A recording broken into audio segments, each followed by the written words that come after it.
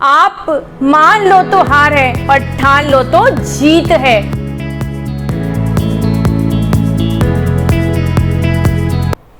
जिंदगी में self confidence का होना बहुत ज़रूरी होता है। बिना कॉन्फिडेंस के कुछ भी चीज़ हासिल नहीं होती। कहा जाता है कोशिश करने वालों की कभी हार नहीं होती। जो व्यक्ति आज हमें शिखर पर बैठे हुए दिखाई दे रहे हैं वो कई बार जीवन में असफल हुए हैं, उसके बाद उन्हें सफलता मिली है। हर व्यक्ति के अंदर प्रतिभा छिपी होती है, लेकिन उसको निकालने के लिए, उसको निखारने के लिए मेहनत की ज़रूरत होती है। जो व्यक्ति मेहनत करता है उसको निश्चित ही सफलता मिलती है। कभी कभी भगवान भी हमारी परीक्षा लेते हैं, एग्ज़ाम होते हैं। एग्ज़ाम में जो हम सोचते हैं वो नहीं हो पाता तो व्यक्ति निराश हो जाता है, हताश हो जाता है, डिप्रेशन में चला जाता है। लेकिन हमें निराश नहीं होना, हताश नहीं होना, डिप्रेशन में नहीं जाना। हमें और दुगनी मेहनत करके और आगे बढ़ना है, तभी हम सफलता प्राप्त कर सकते हैं। यहाँ मैं एक छोटी सी कहानी सुनाना चाहती हूँ आपको, आशा कंडारा की, जो जोधपुर की रहने वाली है। ये जोधपुर नगर निगम में स्वीपर का काम करती थी और जब भी लेट जाती थी तो उनके बॉस कहा करते थे कि तुम क्या डिप्टी कलेक्टर हो जो लेट आती हो। आशा कंडारा को ये बात मन में चुभ गई और वो सोचने लगी कि क्या मैं डिप्टी कलेक्टर नहीं बन सकती। तभी से उन्होंने मेहनत करना स्टार्ट कर दिया। छोटी उम्र में उनकी शादी कर दी गई।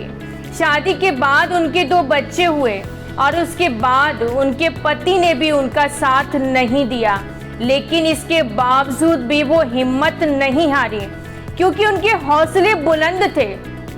उन्होंने मन में ठान लिया था कि मुझे भी डिप्टी कलेक्टर बनना है। क्यों मैं डिप्टी कलेक्टर नहीं बन सकती।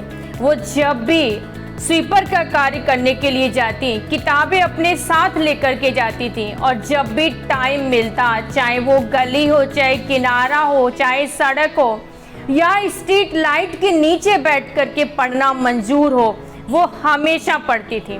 और एक दिन उनकी मेहनत रंग लाई और RAS में उनका सिलेक्शन हुआ और उनका जो सपना है डिप्टी कलेक्टर बनने का वो निश्चित ही उनका सफल होगा।